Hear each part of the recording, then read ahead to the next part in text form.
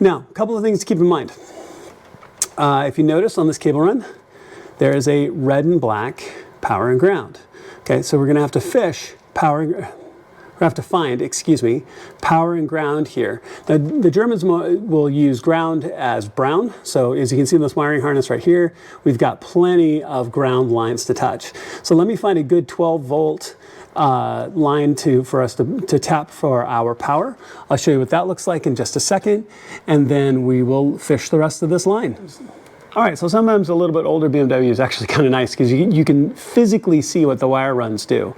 Now, if you look, you can see that brown run, which in BMW is always ground. You can see that that attaches to the pin that comes up right here, comes around, branches around and touches the bottom of this right here. It also feeds up right here to this bulb right here. So you can tell that that is the ground for both bulbs, right? Super, super simple. You can easy to tell. And if you look at it, if you look at this the middle one right here, and this is the backup bulb that we're going to tap, you can tell that this one comes out, attaches to this one right over here, which is that blue-white right in the center of the plug. So let me move that away for a second. So we look at this, we can tell that the center is brown, is ground, right?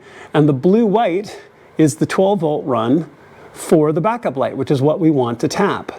So those are our two lines that we're going to tap here, and I'm going to use quick taps, which I'm going to show you now. There's a million ways that you can tap into and splice electrical wire.